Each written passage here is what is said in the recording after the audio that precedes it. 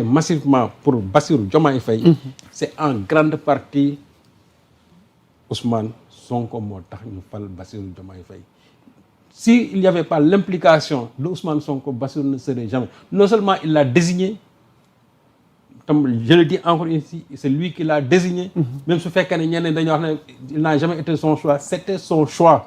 Il l'a désigné et il l'a soutenu et il a dit aux Sénégalais de voter pour Bassirou Diomaye Faye. Okay. Donc, investissement politique boobu yëpp Ousmane Sonko def ko ci Bassirou Diomaye Faye. ñu tourné gis ne kaddu yi dafay waroo parce que su fekkente ne kii dafa génn wax Bassirou Diomaye Faye à côté. teg benn coalition qui contredit ce que le Pastef est en train de faire, mais c'est parce que dafay bëgg a am yoonu politique am. waxatuñu sax que léegi ñu avancé waat encore d'un cran en mettant même en place une permanence. mooy que ñoom léegi seen kuréel googu. am nañ léegi foo xam ne ñoom fa la ñuy toog fa la ñuy waxtaanee seen lépp seen stratégie seen yëpp foofu lañ koy defee. kooku mooy politiquement man nekkatuma Pastef. Politiquement je me démarque maintenant des activités de Pastef. loolu lañ ciy jànge waaw ki dem ba nga xamante ne am na permanence boppam te coalition kese la. moom amagul mouvement politique. waaw amagul parti politique coalition la. coalition nag c'est des briques à braque comme ça yoo xamante ni ñoom ñooy ñëw dajaloo ñu ne am nañ coalition. En fait pour man jàpp naa ne ce n'est même pas une coalition c'est un regroupement tout simplement d'intérêt politique tout simplement rek. Ok. Groupement d'intérêt politique. Mais Diomaye reste toujours militant du Pastef. Mais il n'est que de nom. Il n'est que de nom. La preuve, il y a même des Sénégalais établis en Suisse, ils ont entamé une procédure même de limogeage de Bassirou Diomaye Faye. Ils ont entamé la procédure. Et ils vont soumettre ça au parti. Alors là c'est une information. Oui. Déjà toogoon nga fii ci sunu jotaay gu mujj gi yow jàpp nga ni un militant. On ne parle pas du président, mais le militant Diomaye. Le militant. Au sein d'un parti. Dès l'instant qu'il enfreint les règles du parti, ça signifie qu'on doit mettre en application des sanctions disciplinaires. Mais ndax dinañ fa àgg parti bi def sanction disciplinaire à l'endroit de Diomaye. Non, j'ai même entendu des gens dire que oui, bu ñu ko daaxee day victimiser. Non, fii victimisation mënu fi am. Ok. Parce que moom ci boppam mën naa ne moom génne na boppam Pastef ba pare. léegi bu ñu ko poussé mu génn Pastef tout simplement dañ ko topp ci yoonam rek. Mais nag le parti aussi ne peut pas rester inerte devant cette situation-là. Ou soit on est dans un parti ou bien on n'est pas dans un parti. su fekkente ne waa Pastef ñoom jàpp nañ ne parti la ñu yore avec ses règles et ses statuts qui fonctionnent. Militant boo xamante ni da nga dévier les lignes du parti. Je crois que war nañ la ramener à l'ordre s'il le faut bu fekkente ne nag loolu mënul nekk. Il faut appliquer la sanction suprême qui est tout simplement le limogeage du parti. Ok. Loolu moo am. Ok. Moo tax quand j'ai vu qu'il y a des Sénégalais établis en Suisse qui ont pris l'initiative, mais je dis que lii normalement waa Pastef ñoom ñoo leen ci waroon jiitu. Parce que man aussi li ma jàpp mooy politique da nga ciy nekk wala nekkuloo ci. Mais mënoo teg tànk ci Bassirou Diomaye Faye président. ba pare bëgg a tegaat tànk encore biir Pastef. loolu dinañ ci dikk soit da ngay nekk fii wala nga nekk fële. parce que loolu dinañ ci dikk. C'est ça. DDG des responsables de Pastef. yoo xamante ni ba tey mënuñu xam fan lañ ci féete. ñu nekk ci benn silence boo xam ne xaw na intriguant ndax ba tey jëlaguñu benn dogal. mais xam nga silence yooyu yëpp. waaw li ko waral. waaw mooy il y a aujourd'hui des gens qui sont tapis au sein du Pastef et qui jouent aussi un jeu double. Ils sont dans une certaine duplicité politique. Parce que mbir yi ba mu amee ba léegi da ngay gis ñoo xam ne nii dañu bëgg a mélanger la chèvre et le chou non loolu mënu fi am. Un parti c'est un parti même su fekkente ne ñoom dañoo am ay ndombo tànk ci biir gouvernement bi te nañ jàpp leen ñi fi am ndombo tànk yëpp nekk biir Pastef seen mérite la. Seen mérite la c'est-à-dire que c'est pas un privilège venant de Bassirou Diomaye Faye même su fekkee ne lui il a le décret. Mais seen mérite la. ok parce que ce sont des militants yoo xam ne qui se sont donné corps et âme comme Bassirou Diomaye Faye s'est donné corps et âme comme aussi Ousmane Sonko s'est donné corps et âme. Donc su fekkente ne tey dañu ñëw ba yàlla def Bassirou Diomaye Faye nekk président de la République.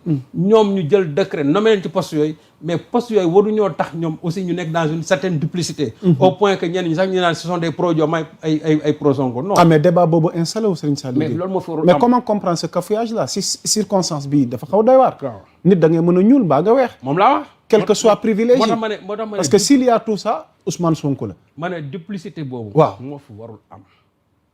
on est dans un parti man gis nga li ma gëm mooy ku mel ni Waly Diouf Bodiang li muy def Wally li mu wax c'est clair on est dans un parti le leader c'est Ousmane Sonko man ci Ousmane Sonko la topp loolu mooy dëgg léegi nag su fekkee ne dafa am ñoo xam ne ñoom jàpp nañ ne dañu war a dem topp président bi ñii nga xam ne dañuy topp président c'est-à-dire que ñooñu génn nañ Pastef politiquement laa wax de bu fekkee ne ñoom dañu jàpp ne politiquement ñoom ils ne se reconnaissent plus sous le leadership de Ousmane Sonko que dañu war a dem topp Diomaye ils n'ont qu'à prendre leur courage à deux mains dem ne ñun nous sommes parti maintenant de Diomaye président. mu leer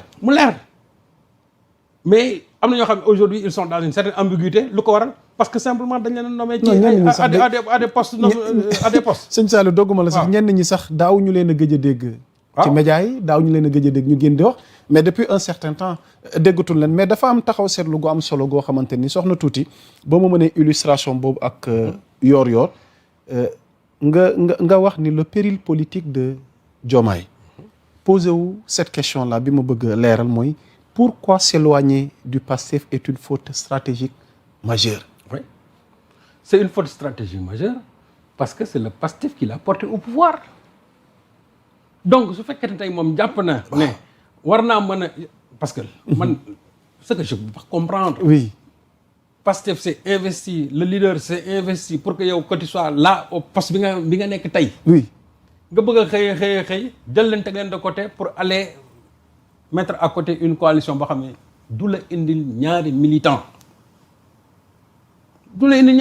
gis nga seen calcul yii ñu koy dugal nii di wax nii. dañ koy nax kese. sëñ Saliou gis nga coalition bi ànd ak Diomaye. oui mais ñu ne déet ñu teg permanence siège. waaw moom laa la wax non xam nga siège moom ñoom ay ressources la ñu yore. Diomaye jàpp naa ne xanaa ñàkkul bañ a xam li muy def de wala. waaw non en tout cas bu dee li nii. waaw politiquement xamul li muy def. ok moo tax ma ne actuellement nii il commet une faute stratégique.